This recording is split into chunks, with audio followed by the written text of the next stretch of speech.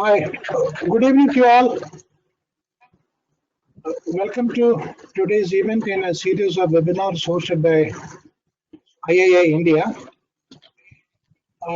Today's seminar is from IIA Hyderabad chapter, and as you know, it is on audit of related party transactions.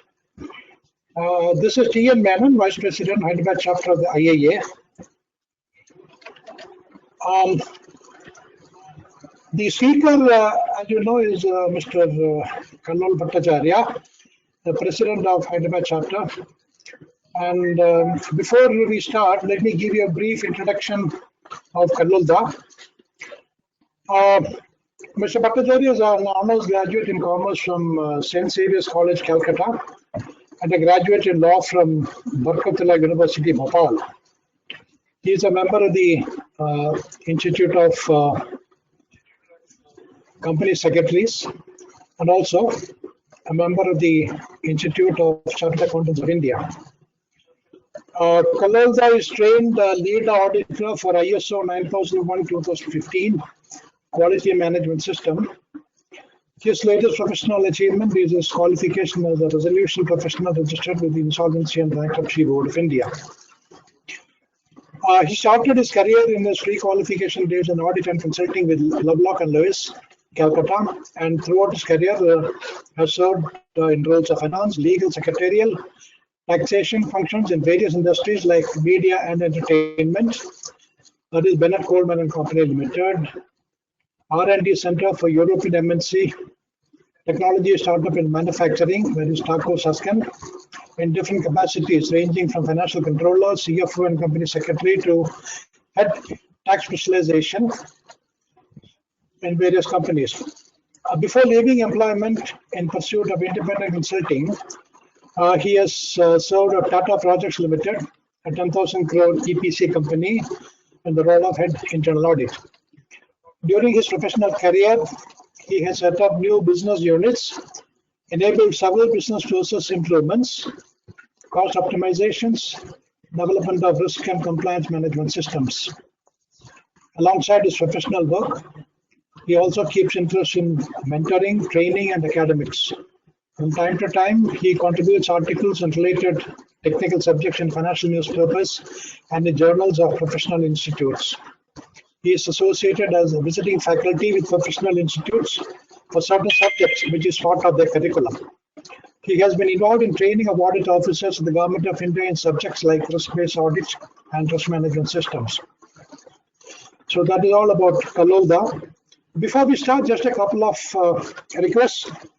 As and when you have a question, please type them in the chat box. They will be taken up at the end of the session. And please keep your mic muted. If you would like to speak at the end of the seminar, please show your hand. Now, over to Kallolda. Good evening, everybody. Welcome to all of you. This is a very difficult time, as everybody knows. I mean, we are going through a difficult time like everybody around the world. And please stay safe. But you see how difficulties can actually give us is also an opportunity. I would just take these webinars as an opportunity by which you don't have to move out of your houses and you attend knowledge sessions from the comfort of your homes. We were not so much accustomed to taking webinars or using such medium for the purpose of knowledge dissemination earlier. Now see, this has opened up an opportunity for all of us. And I think even in the post-COVID era, post-pandemic era, this is going to stay. Even many organizations are doing their meetings, and we are saving possibly several thousands and or millions of rupees in travel, conveyance, and saving of fuel. And in terms of more importantly, productive time of all professionals who can just take a break and attend these sessions. Anyway, welcome to all of you. Stay safe. And I would like to say a few things before we go ahead with the topic.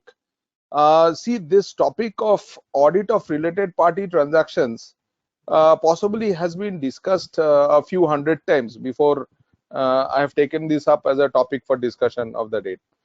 Now, the first thought that was coming to my mind is, so how can this topic be relevant, or what is the relevance of this topic, and what value may I be able to add on this topic? What was something that was continuously crossing my mind. So keeping in that in view, I have kept one slide, and just in the construction of the presentation, my presentation is not so big, and but I have tried to cover everything, and then various discussions evolve, and we come to, while we prepare the presentation, we take inputs from different mind thoughts, like when I was talking to one of my friends in a WhatsApp group the other day, I told my friend that I'm going to speak on a seminar on audit of related party transactions. So immediately he asked me, is it are you going to talk about pre-COVID or post-COVID? So immediately I thought, what a relevant question. Everybody would like to know what might change in a post-COVID, and what may be the special perspectives that we need to bring. So I have added a small slide while making this presentation as well. Now, while going to the presentation itself, I want to make a very clear disclaimer. The disclaimer is that I do not claim to be knowing everything under the sun that you think on this subject, but then why am I here to speak? But there's always a learning opportunity, that's for everybody. I'm here to learn as well, and but I have the practical exposure of implementation of RPTs in during my professional career. And the second disclosure is that I don't know whether it is proper, or I can do justice to this subject within this span of 1 hour on this subject. This is such a topic that it can actually be covered in a whole day seminar. I mean, it can be a subject matter of a whole day seminar. Anyway, with that introduction, I take you to my presentation. Can everybody view it? Can you view it, that presentation? Yeah. So I will talk briefly about the relevance of the topic in the current context. Now, what we am saying, what are the opportunities of such related party? Now, if you look at the subject matter of today's discussion is audit of related party transactions. So what I have done is, first of all, little bit of understanding of what is RPT, what is related party, what is related party transaction, what are the perspectives, and what we can do in the post-COVID, and what will change, and take you through the entire flow of the presentation. And also, as you can see later on, I will tell you that this will require knowledge of various things involving corporate secretarial, knowledge of taxation, knowledge of internal controls. So you have to have a control understanding and things like that. So with respect to the topic relevance, I am going to see that in this post-pandemic era, the industry is going to see a huge amount of loss on account of stoppage in manufacturing and challenges in price, because there obviously be a demand for price reduction, and that possibly is going to be one of the most difficult things for all industries to come up with. But they will have to do some process reorganization and look at the things. But I do understand, and I can foresee that one of the best things to do at this point of time to do this is to not discover the wheel again. I mean, we always have associates and subsidiaries with whom we have the assurance of processes, we have the trust, we have the same kind of code of conduct which is being followed, and also the quality parameters that these organizations follow. So what happens, I will give you an example while I speak on this. Like, if I am talking about a Tata group for which I have worked, I can tell you that if a Tata company A wants to work with Tata company B, what best they can do is just fix a price with them and prove that it is the right price. And for that, you already have the code of conduct that is being followed by these organizations. So there is every possibility that the challenges that are going to come in the coming days, and there will be a need for mutual you know uh, there will be a need for mutual understanding and help. Like, you might read in the WhatsApp, like, why don't you, as the pandemic ends, why don't you help your neighborhood shops, or why don't you buy from Indian organizations? So I am just able to see that when there will be a challenge for reduction in price and in spite of maintaining the quality, so these are certain areas where you can gain confidence from the related parties, and the transactions can easily be executed subject to the governance. And next point is that we are all hearing that the trust that has been placed on China, the India is going to be the next best manufacturing destination. India has proved itself in the service sector by being one of the IT destinations. IT professionals has already proved it, and it has been proven to the world that the Indians can do it.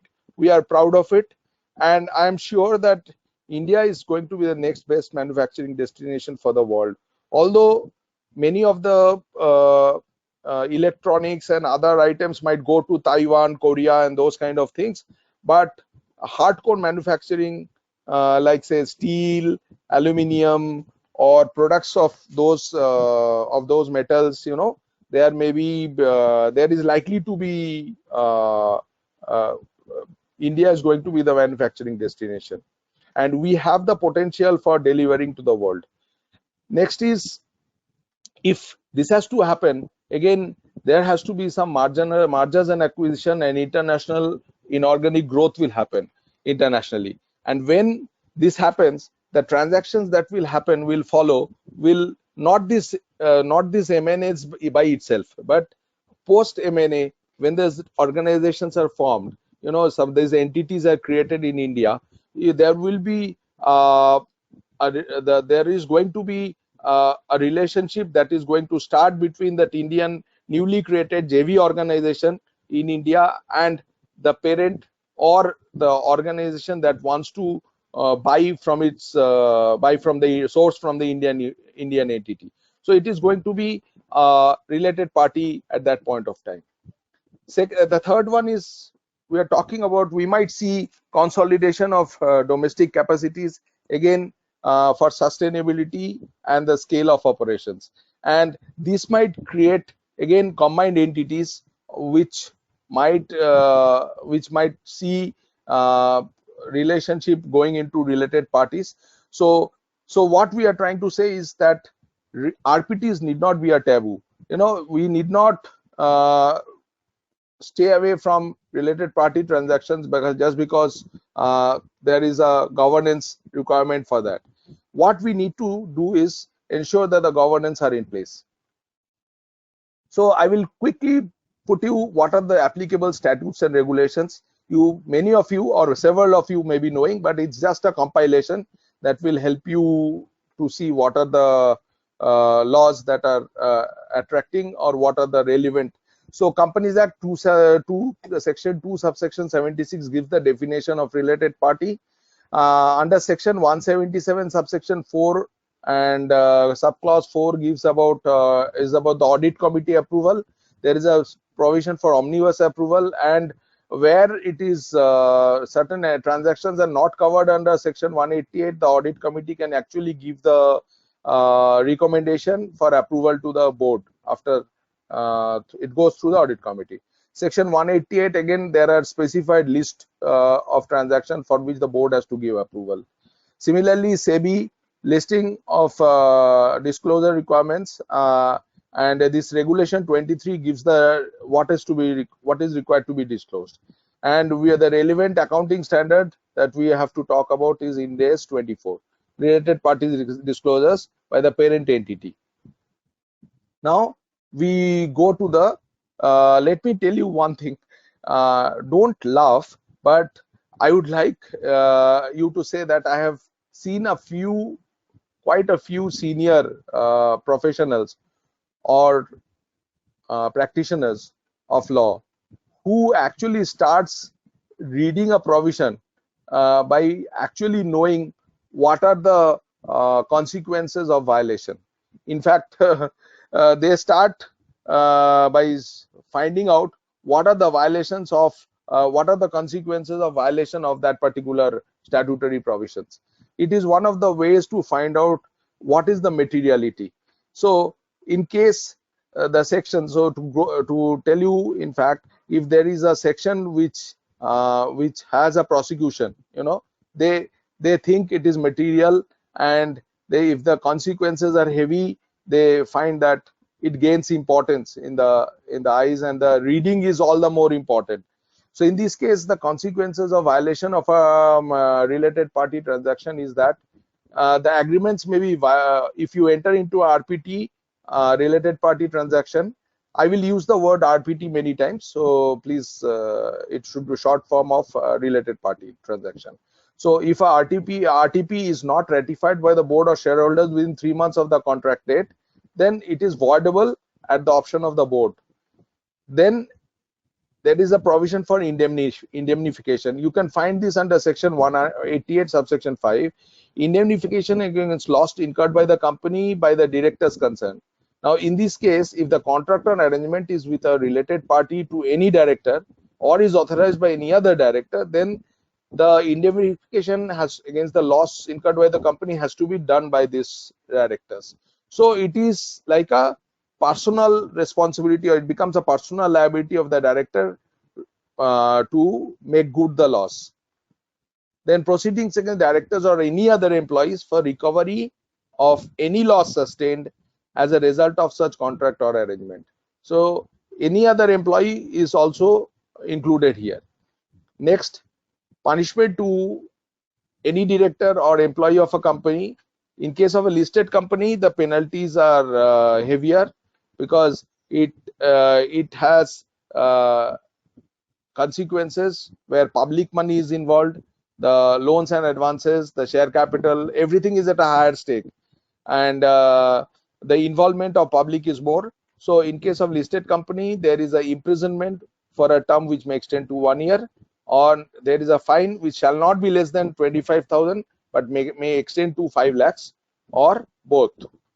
And in case of any other company, it is fine, no imprisonment, fine which shall not be less than 20,000 but may extend to 5 lakhs.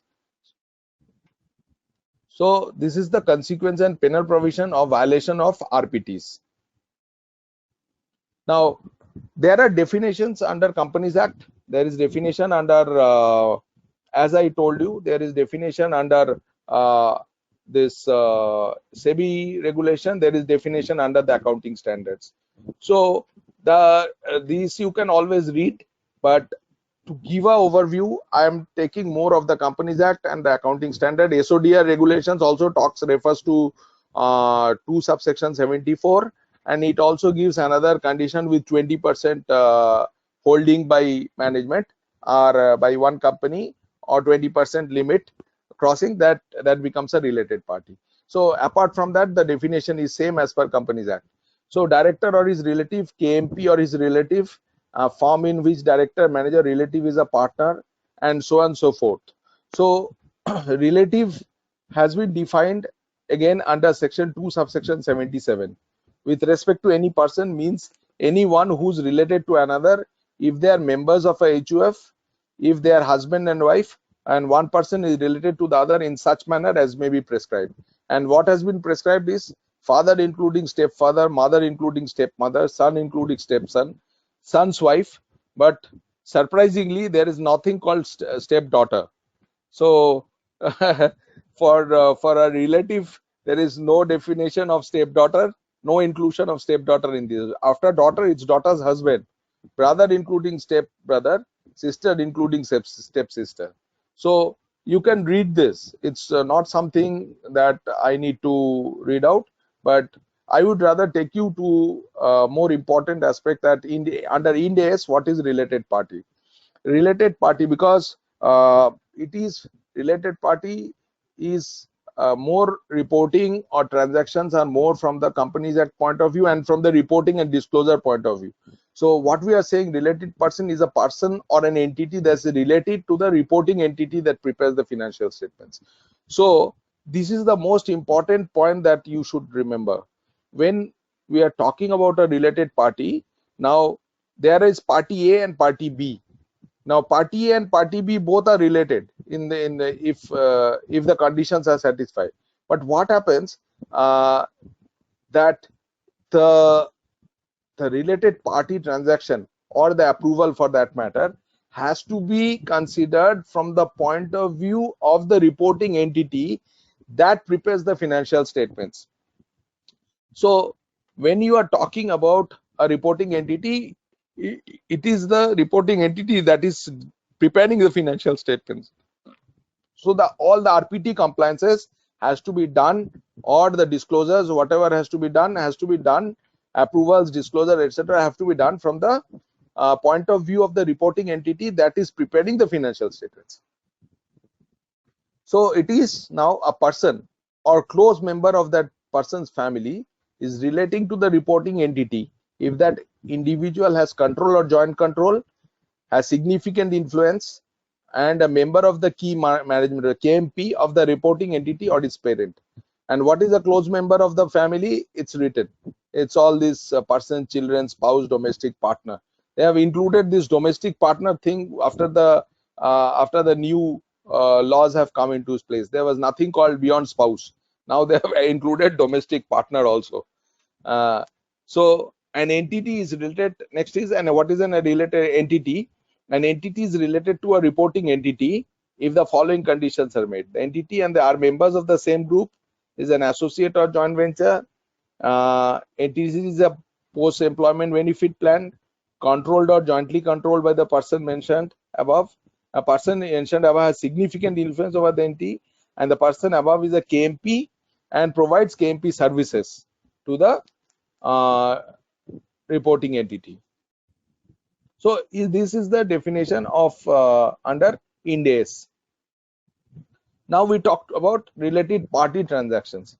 Now related party transactions are transfer of services or obligations or resources between a reporting entity and related party, irrespective of the fact that a price is charged. So whether you have charged a price or not is irrelevant. So to constitute a RPT, there are transfer of services or obligations or resources between a RE and its related party. Now another principle that we need to understand, that every transaction with a related party may not be a related party transaction, although every related party transaction is necessarily a transaction with a related party. So there may be certain related parties which are will not constitute a related party transaction, but where it comes under the purview of a related party transaction under a provision of the law, it is necessarily a transaction with a related party. So section 188 of the Companies Act talks about certain transactions which require the board of directors approval. So which are these? Sale, purchase, supply of goods or materials. Goods is something which is finished. Materials are something which are comprised in the goods. Materials are the raw materials, and goods is something which is the outcome, or goods is the final product, something. Selling or otherwise disposing of buying property, leasing of property, availing of rendering of services, appointment of agent for purchase or sale of goods, material, services, property, appointment to an office or place of profit, underwriting the subscription of any securities or derivatives. Now these are all listed on 188. I'm given some two examples of what are not listed. Suppose intercompany billing of common cost, or grant of loans and provision of guarantees or collaterals. These are something not included under 188. But if these kind of situations are there, it has to first be approved by the audit committee, and it should be placed to the board with their recommendation for approval. Next, we go to the auditor's perspective. Now, when we talk about the auditor's perspective, we will have to look at both the types of auditors, the external auditor, and we'll take a look at the internal auditors also. Now, what are the important factors for external auditors? The guiding principles which lead the external auditors are mostly conflict of interest. They have to look at whether there is a conflict of interest in the transactions, and whether the transactions are on arm's length. We'll come to what is arm's length. Many of you may be knowing, but we'll touch upon that subject also. And also what will be important is substance over form. So you may design a transaction in such a way that it may not look like an RPT, but or you might design in such a way that it might take a shape of something else. But what it is important is substance over form. So from the perspective of external auditor, there will be the relevancies with respect to the authorizations, that the approvals that has been taken within the organization, and then there is a disclosure requirement. I'm coming to that disclosure requirement, and and the reporting. Now in this case, reporting also happens, means reporting in the boards. I'm coming to the next slide on that. Internal auditor, from the internal auditor's point of view, the guiding principles will be corporate governance, or so-called governance, and because this related party need not always be through organizations which are only corporates. It can be between non-corporate entities also who are related parties. So I did not purposely use the word corporate governance. It's better to use the word governance, and internal controls. So here, so the relevance with respect to for the internal auditor is policy and process compliance, and effectiveness and reporting. Now when we talk about the disclosure, every contract or arrangement shall be referred to in the board's report to shareholders along with justifications. So any disclosure, any contract with related party, or any contract or arrangement with the related party shall be referred in the board report, and one has to also give the justification as to why we have entered into such transactions with related party. Means it does not necessarily say, that means what it is a governance process. If you look at this disclosure requirement, so you may be feeling that I was talking in my earlier slide that RPTs need not be a taboo. You have to follow the governance process. What I am trying to say, that we should not be we should not stay away from RPTs just because there are some governance requirements. We should rather ensure that the governance requirements are met, and these kind of transactions are resorted to when the situation demands that there can be capacity utilization, or there can be untapped capacities which can be utilized within the related parties. So there should be a mutual it should be an environment where there will be a mutual help between the organizations, so that they can support their the related parties. Disclosures: relationship between a parent and its subsidiaries are disclosed irrespective of any transactions in between. So one need to understand that even if there is no transaction between a parent and its subsidiaries and wholly owned subsidiaries, there is no requirement of any, even if there is no transactions, you need to disclose the relationship. And also 188, there is a saying that if there is a wholly owned subsidiary between a transaction between a wholly owned subsidiary and its holding company, there's no requirement for approval also in such cases, because wholly owned subsidiaries and the prices will be actually be on arm's length, and ultimately in consolidated financial statements that will actually be nullified. RPTs are included in the consolidated, but again I might want to throw some light that if suppose this might create a confusion, so don't get confused. Suppose if the subsidiary company is at a loss, is a loss making company, and the holding company is a profit making company, then what happens? Will you take an approval or not? But in such circumstances, if the law is saying that you don't need to take an approval, like I'm talking about, I will just read out that section for you. Provided also that the requirement of passing the first provision shall not be applicable for transactions entered between a holding company and its wholly owned subsidiary whose accounts are consolidated with such holding company and placed before the shareholders at the general meeting for approval. So it is only the shareholders approval and need not go through the board approval. It is of course required, but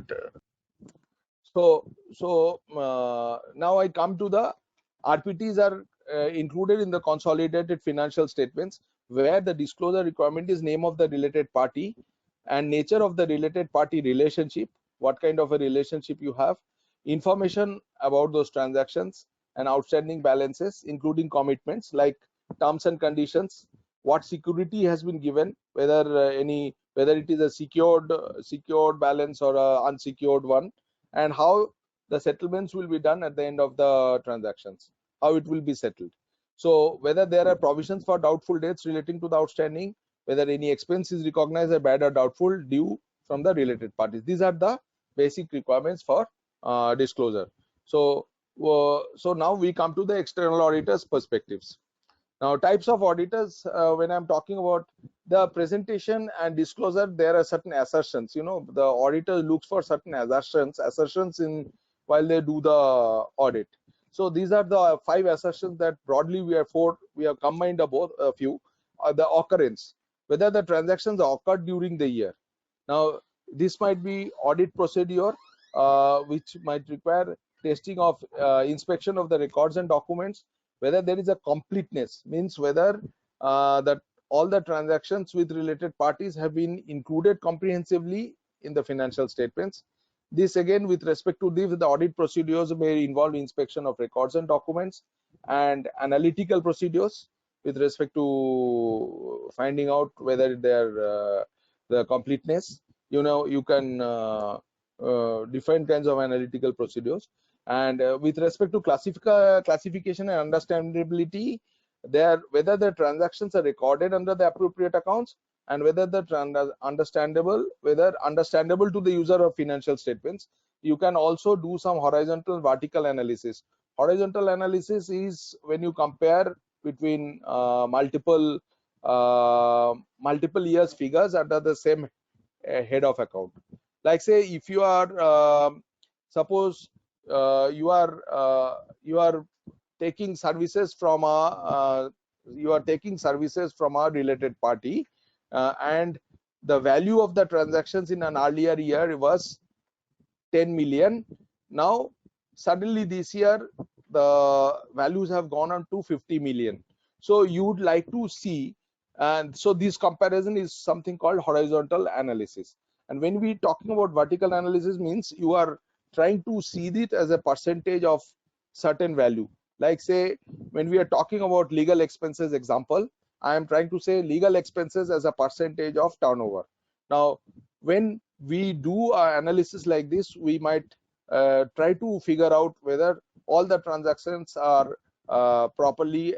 That's why I'm saying in the completeness and also in the classification, because some accounts, some heads of some certain expenditure may have gone to, suppose the transactions were 1 million earlier year, suddenly this year it is 0 or 1 million. it might put an alarm to you. So where suddenly the entire transaction value has gone? Has it gone into another head of account? So it might cause a trigger. So next I'm talking about accuracy and valuation. So where this assertion, the test will be transactions that are recorded accurately or not, and this will require inspection of records and documents, and also disclosed at correct amounts or not. This may require reperformance of aging reports, period and balances by the auditor. So now we come to the internal auditor's perspectives. So as I told earlier, the internal auditor's perspectives would be more from the governance and internal control point of view. And the first important aspect with respect to an internal auditor's job is much more detailed, because there is a framework for the external auditor or the statutory auditor, which has to work within that framework or testing within the as told by law, under CARO reporting or whatever. I not mentioned that, although there is a whether there is a RPT for the, but from the internal auditor's point of view, it is much more broader, because he has to test almost everything to see that things are under control. So whether there is a related party transaction policy or guideline within the organization, first of all, this is the first point where you will where an internal auditor will try to see whether the process, a robust process exists or not. Next is whether the management has committed resources to see that these RPTs are these related party transactions are followed up, are seen, somebody is monitored, somebody creates MIS with respect to that. So there is some resources that has been committed with respect to RPTs, who are where you have to next have to fix responsibility and accountability for such RPTs, and whether this guidelines, such guideline creation is not the only thing, whether guideline is reviewed periodically for relevance. For this, the audit procedures are generally inquiry and inspection of records and documents. As I told you, the records and documents, these are interchangeably used, but these are very important understanding. Record is something which is created at the point of the transaction, means record cannot be altered. Record is something which is the original creation out of the transaction, and document is something which you can plan. So for an example, to just differentiate between what is record and document, record is, suppose in a HR file, date of birth is a record. I mean, you take a certificate which proves the date of birth, and you make an entry into the HR records. It's a record. And what is a document? Now, if you prepare a document on the basis of date of birth and filter out to find out who are the people who are retiring during a particular month or during a particular year, it is a document. So what I now just briefly told you, so what is inspection of records and inspection of documents? So that has to be a part of the audit procedures. Now, with respect to internal control, whether proper identification of related parties is involved. So means whether it is being practiced or not. So you have made a guideline, but whether that particular process is known to everybody. I'm coming in detail to that. Whether RPT approval process is in place. What is the process effectiveness, including authorizations? And then ultimately, what is the update of RPT records are being done or not? So this might involve checking. Substantive procedures have to be done, because the auditors have to collect evidence, and there may be reperformance also. So now I'll come to internal audit approach, and in this I will try to briefly tell what may be the pre-pandemic and post-pandemic, how it can be different. Now I will say one thing in summary, that the audit principles will not undergo any change. The audit principles will remain the same, whether it is pre-pandemic or post-pandemic. But what the approach might change is the audit principles of integrity, objectivity, independence, confidentiality, evidence-based approach, due professional. These are all principles which never changes. It will always remain the change. But what will undergo change is the conventional method has to give way for, because the organizations will also see in the post pandemic era, we don't know till when we are going to come out of this complete erasure of this sickness, or when the world will become a place where we can safely stay with and this is something all the safety procedures are going to stay. So what might be required, that there may be possible changes with respect to the how you call a process, the respect to the process of collection of data, how you collect the data. Now it may not be conventional method of collection of data where you go and check the files sitting in the client's offices. So how you will access and disseminate the data, and how you are going to verify the records and documents.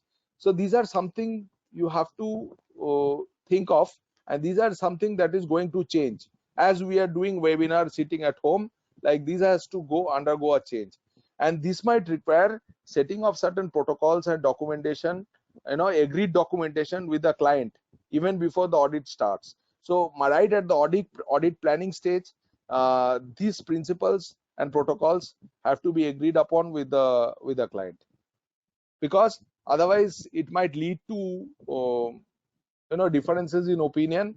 And you also have to put certain controls in place when you collect data over email or over a certain area.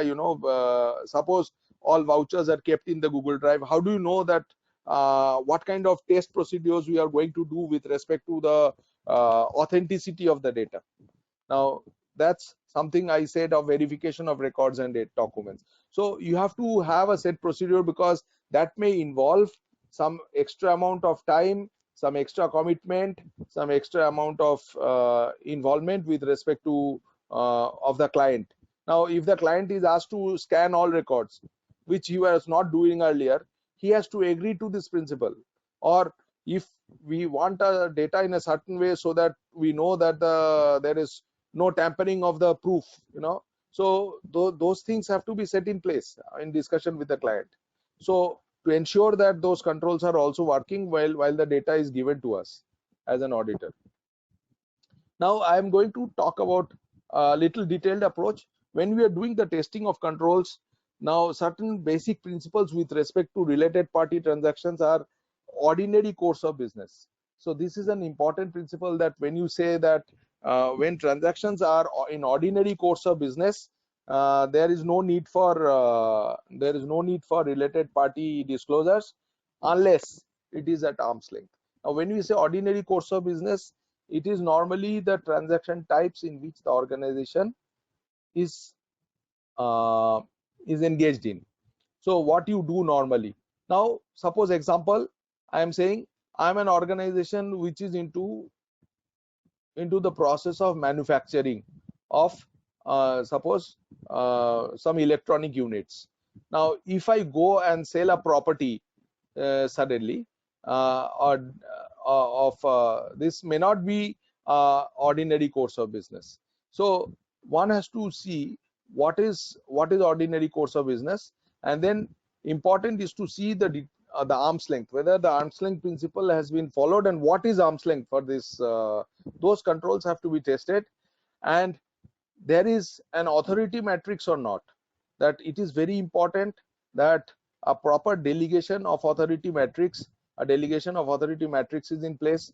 And then it is important to see whether limits has been fixed with respect to the various levels of authority, and who can approve up to which amounts, and then need to see whether these are automated or manual controls. Now if this is manual, naturally who are the people who are exercising, how the controls are being established.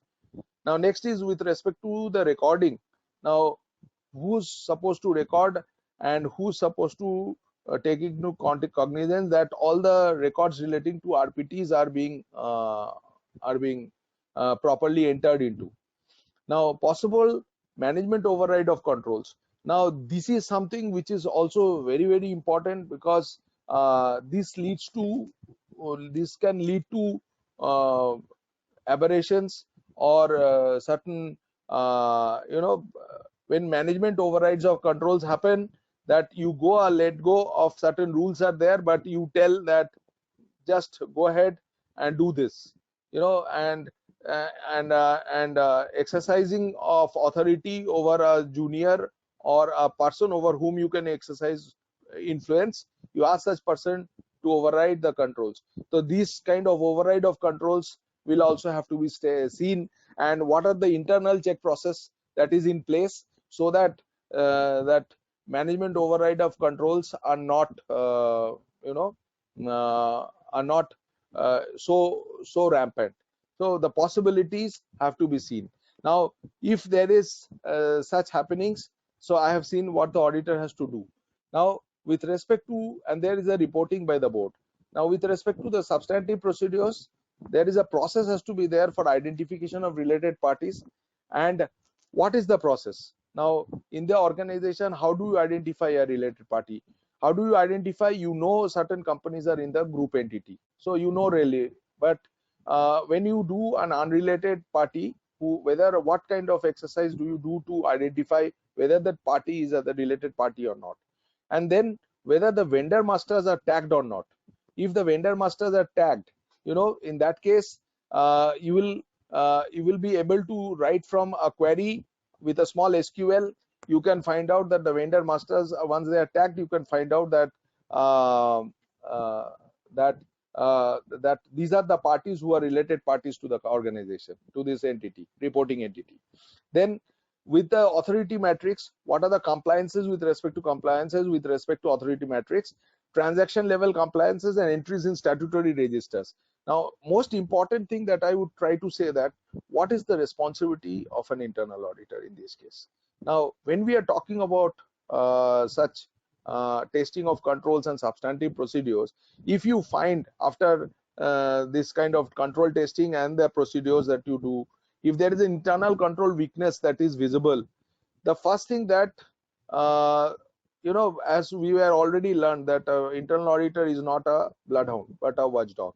So the internal auditor's job would be to raise a red flag, that the certain internal control weaknesses are visible, certain processes which when laid out, either there is no process, or if there's a process, the process is not effectively being followed, and these are the cases. Now you have to, when you cannot, just because there is a process not being followed, you cannot just raise a red flag.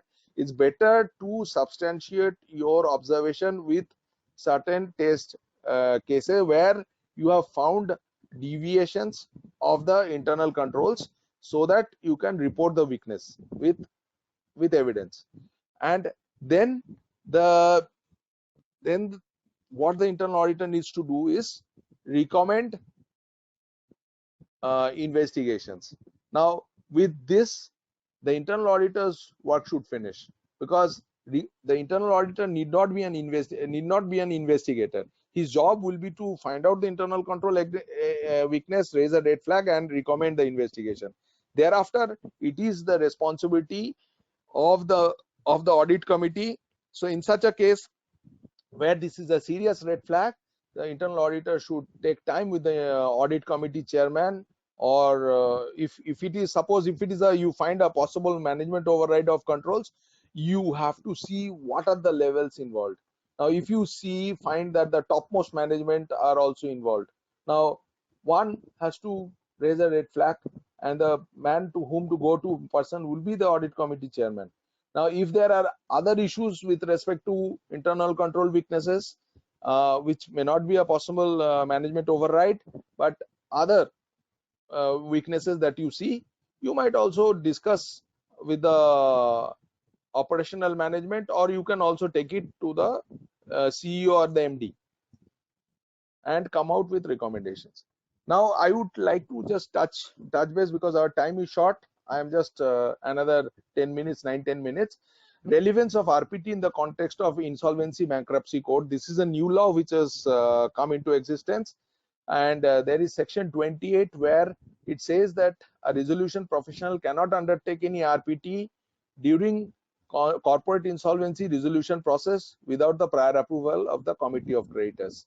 So basically, I hope everybody knows about IBC by now.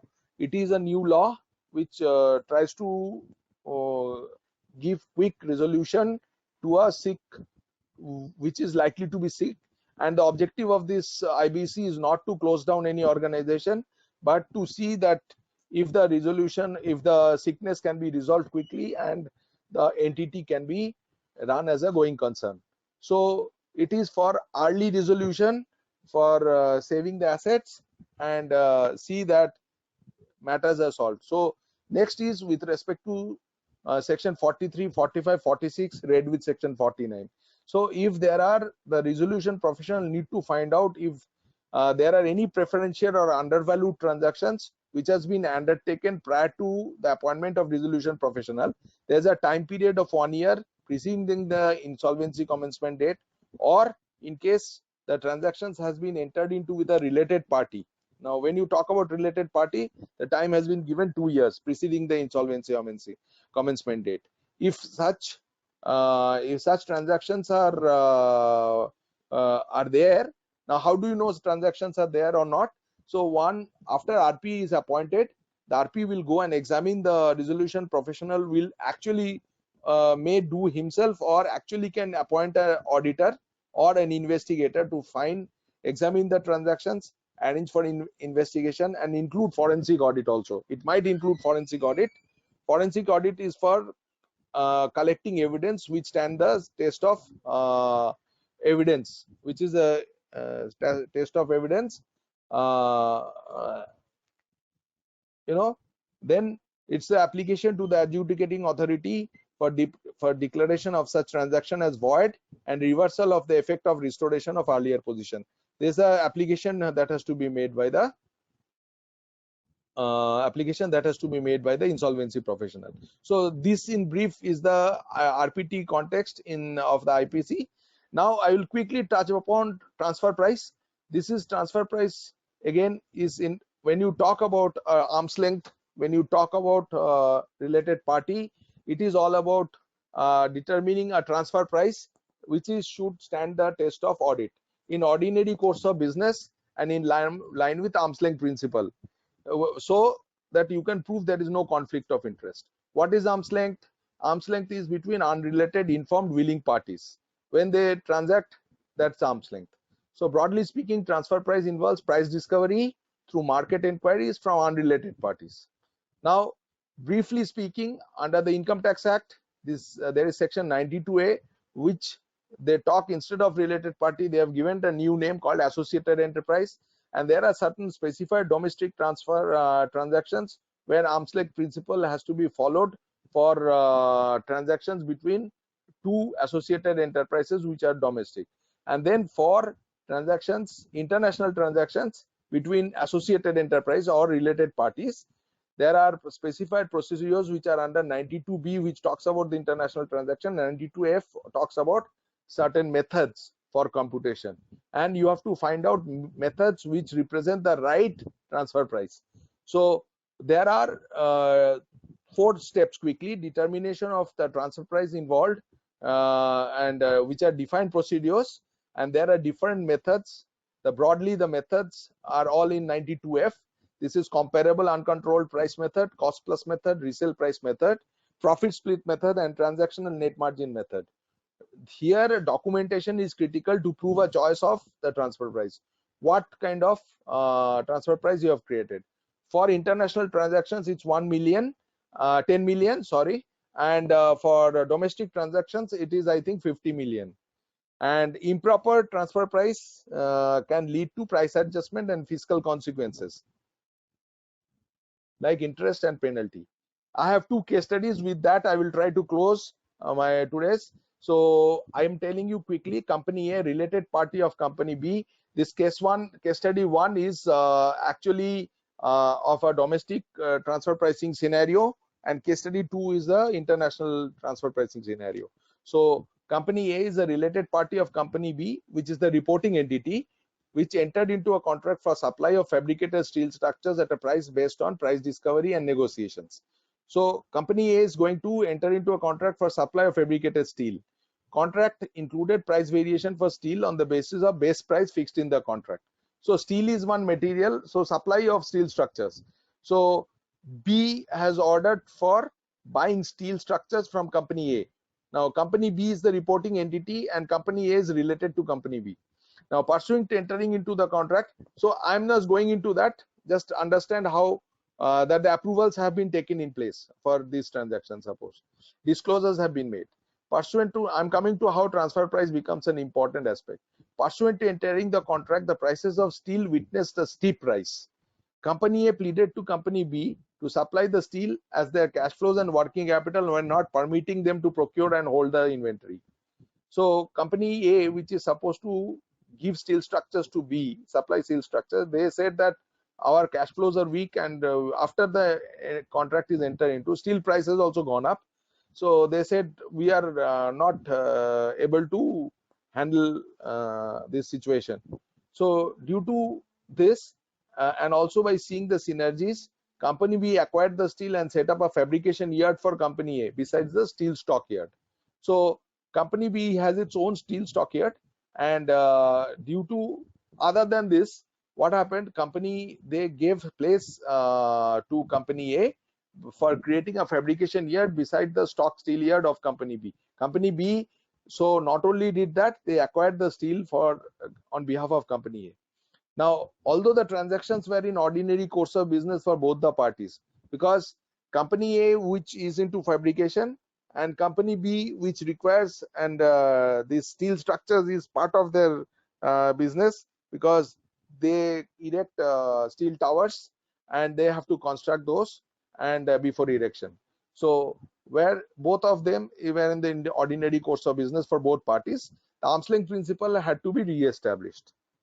Now you can imagine the transfer price that was involved in this case, the price that was decided in the first step had to be completely reworked, and it had to undergo the test of audit scrutiny and then approvals by the audit committee and board, because the contract is a long-term contract and that was already entered into.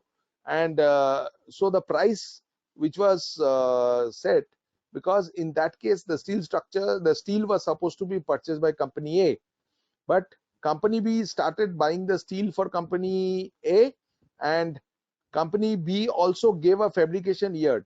So entire supply chain risks were being handled by, and the costs, supply chain risks and cost were, so it amounted. But the problem came when the contract price was seen. It was very difficult to get the breakup from the other party as to what cost structures that company A had when they quoted a price to company B for the steel structures. And so it was a really challenging exercise, and this transfer price had to be reworked on the basis of the on the parameters of adjustments to, for all these matters which were not a part of the original contract. So I'm talking about case study 2. Now company A, foreign entity, is a major shareholder, was a related party of company B. Now in the Indian reporting entity is company B, and company A is a foreign shareholder, major shareholder. Due to this relationship, company A used to exercise significant influence and control over the financial matters of company B. Now, what are the kinds of significant influence? They will approve the CFO position who is going to occupy in company B. CFO of company B is approved by the company A's finance director. Regular review of financial MAS, periodic review of project financials, oversight of actual commitments against budgetary allocations, advise CEO and MD of company B. They will also say that you don't open bank accounts with these banks. I suggest that you should open bank accounts with only these banks, and then others. Now, for this time spent on oversight of the financial activities of company B by the group CFO of company A, which is an international company, the foreign entity, company A. Company A used to invoice company B for the time spent as management service fees. The transaction value for this expense in the books of company B was very high. Of course, company B is an Indian company. Now, when they will charge us bills in the terms of euros for hours, it used to be absolutely high. For the same services in India, the prices were very exorbitant. So for company, the foreign entity, such transfer price was normal. But for company A, now the transfer price for some transaction had to be justified with the Indian fiscal authorities by change of method. Now company B, which was the reporting entity for which the transfer price was adjusted, actually I'm just telling you, was initially thought of about a TNMM method, the transactional net margin method, and ultimately it had to be changed and aligned to cost plus method by a change of method to align with the method appropriate with the tax authorities of both the countries. So it was moved to cost plus to justify the transfer price in both the entities, the international entity and the foreign entity and the Indian entity. And with that, my presentation is over. Thank you for a patient hearing. Please, we are just 2 minutes past 7. 5 minutes, 10 minutes we can have questions. If I can.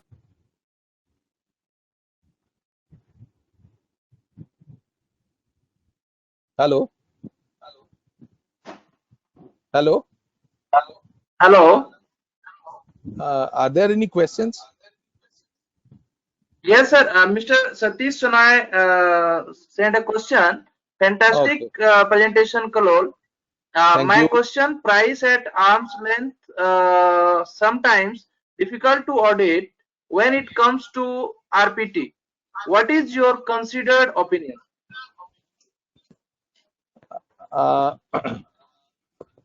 I do agree. If it is, can you repeat the question? I mean, there is a difficulty in identification, or what is that question? Come again, please. Can I see the question? Can I see the question? Sometimes difficult to audit when it comes to RPT. What is your considered opinion? Yeah. Shenai Sahab, namaskar.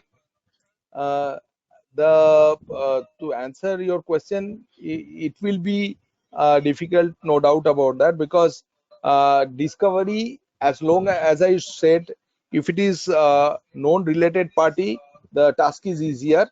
But when the parties, whether they are related or not, so one approach would be to identify large value transactions, significant transaction, big material transactions of material value, and look for where the organization is itself giving the disclosures with respect to related party, there is no problem.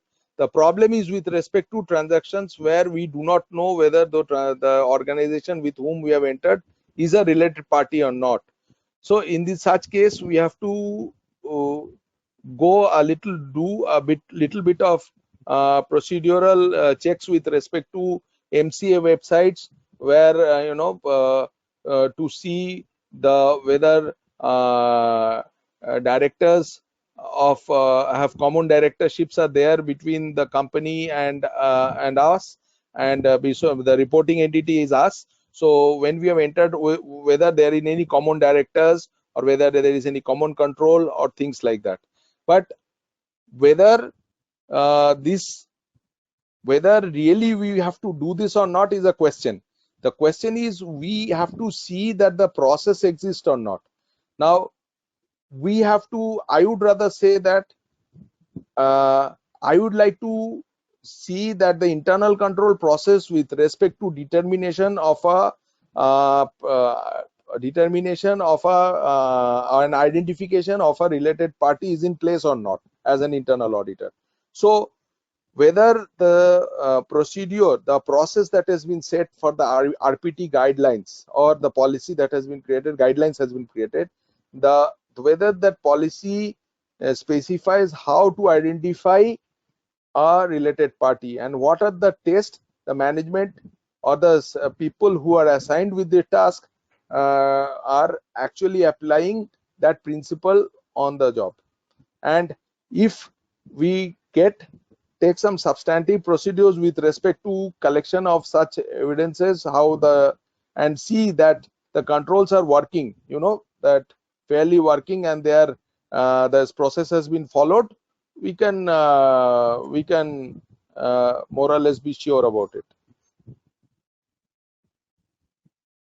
Next question is from Mr. Gautam. So I'm trying to give him the mic if it's audible. Yeah, Mr. Gautam, you can ask your question. Yeah, basically, I just want to ask, Can you uh, very loud this coming? Just take a little air. yeah, I just want to ask, do internal auditors need to verify the arm's length price? See, to my mind, the arm's length price is whether the transaction is an arm's length or not.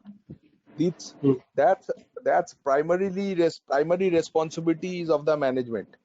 But when we are talking of verification of arm's length, because as part of the related party transactions, we are responsible for the internal controls. We agree that we are the persons responsible for seeing that the internal control procedures are in place, correct? Yes. So if the arm's length principle has been followed or not, I think with respect to that determination, we also have to fall back upon the process itself. Okay. Okay. Can We have to I follow. supplement, Kagalolda? Please, yeah. Yeah, as an auditor, we are not supposed to sit in judgment over the actual arm's length price, but then our duty is to see whether the Process. policies provide for, or the policies are then sufficient to make sure that the arm's length prices are determined objectively and fairly, and whether those guidelines are correctly followed or not. That's all. I think that's Right, what I Kagal? said, that we have to fall back upon the process only.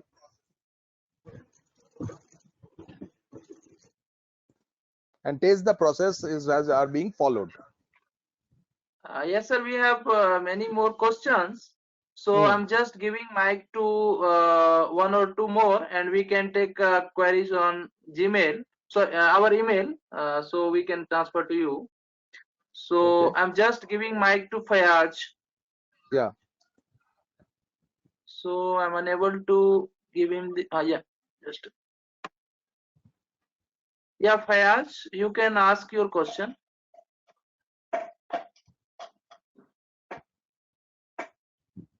Okay, I will Hello. read it. Yeah. I think it is Yeah. okay. Very good presentation, sir. Good evening, sir. Thank you. Good evening. Hello, sir. I have one question from internal audit perspective. What kind of test an internal auditor should always keep in mind while reviewing the transactions? Both this is again in addition to the question already Satish sir has asked. Just wanted to know what kind of specific test one should always remember while looking into the transaction of like credit hours, debt hours, to identify this kind of RPTs, and what kind of questions do we need to ask to the management in specific to know whether the arm's length pricing has been taken care, and what kind of returns we should see. This is more of like field work which I'm asking, but I just wanted to know what kind of test we should be looking at. See, first of all, as I told, your any internal auditor's responsibility would be first to see the whole work and start with disclosures. Whatever disclosures has been made by the organization, means the statutory registers are there, right? So that can be the starting point for checking the transactions that have already been entered into by the organization with related parties. And with respect to that, you are supposed to see how run through the entire process of related party transactions. What are the approval, the limits, whether how the arm's length principle has been followed or not, how the checking has been done, whether the approval has been taken, whether the controls with respect to authority limits and approvals are working or not. And you can run through the entire you can prepare the risk and control matrix, and based on you can run through the different stages of the process and see how the transactions which have already been recorded in the statutory registers, how those has been done, and give and get your own comfort as to the level of controls that are being effective or not. And with respect to certain transactions, whether related party or not, I have told you. I mean, whether you have to actually a question of, again, if you have any doubt or you have specific information that certain transactions, certain parties are related, but those do not find its place in the, whether we should go for forensic or not, this is not our role. We internal auditors can only, when, as I already shown in one of my slides, that if there is something internal control weakness that you are observing, which can lead to fraudulent, sometimes there any kind of fraud that you are sensing, or there is something serious internal control lapses, you can raise a red flag, and wherever applicable you can ask for an investigation. Have I answered your question? Hello. Yes, sir. Thank you, sir. Sir, but still, sir, usually the management will also sometimes be, you can say, defensive. Okay, we have done this transaction. I will also ask you offline this question. Anyway, sir, Okay. you have answered my question. Thank you. Okay. Just we are giving to one more participant. Hello. So, yes, sir. So one more question. Please. Yeah, it's cost plus method in case of foreign holding company equal to greater than, how can it be uniform for holding as well as subsidiary? Yeah. So cost plus will not be, that's what I'm saying.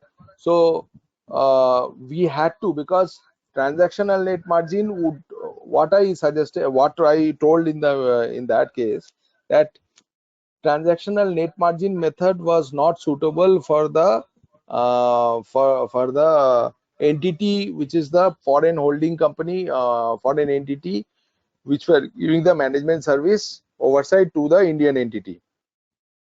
So there had to be synergies between the two methods that were used and were that could be justified as the appropriate method to both the authorities, so we had to find out a way of representing. So when we talked about cost, we talked about cost on the basis of cost plus. So the plus element is something, what is the delta that we wanted to,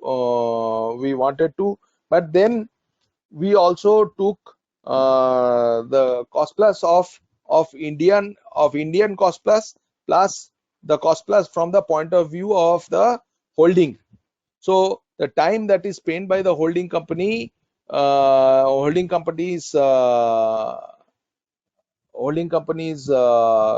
staff had to be considered, and TNMM could not be sustained because the TNMM was yielding a very low transfer price, whereas cost plus was something what we could possibly explain, that when we buy services from outside India, we cannot compare prices that are with Indian entities or Indian service providers. So when we buy services from outside the country, we have to pay at rates, the billing rates as applicable in those countries. So the initial method that we chose for ourselves in TNMM for this particular transaction, we had to go to cost plus. For other transactions, we remained with TNMM. It is not that, let me tell you, it is not that you have to entire report all transactions has to be in a particular method, and that is for the entire year, for that entire transaction, all transactions. For different transactions, you can apply different methods and justify it. And, is that yeah, we have more questions, so I have requested everyone to share with you on your email ID. So okay? we can give the We can closing take remarks. another question. We can take another question. Oh, One more question. Just a minute. Time for 7. I have to leave after that. So Okay. Just a minute. What are the methods of RPT? I could not follow what the person who's asking the question, what he wants to mean actually. Methods of Okay. RPT. So Just let him send the question exactly saying what he wants to know exactly.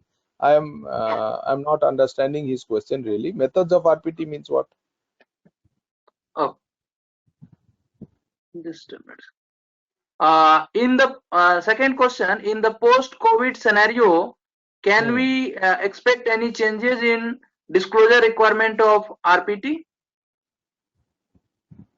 It is again, it is all law driven. No, it's a statutory requirement. So unless there are changes that are might happen, in case there is any changes that happens in the statutory front, we have to continue what we have been reporting. Okay, sir. Another question: who is primarily responsible for RPT? Is that management, board of director, or internal auditor? Of course, it is top down. The board of directors is the board of directors are actually the persons who are the board is as a whole is actually responsible for the related party transactions. They gather the data through the management, give instructions for what is to be done, set the policy guidelines, everything, and then puts the auditor to work and see that all the policies and procedures that they have made are being followed by the management and the relevant functionaries, and all the controls are working as per design. The effectiveness is there.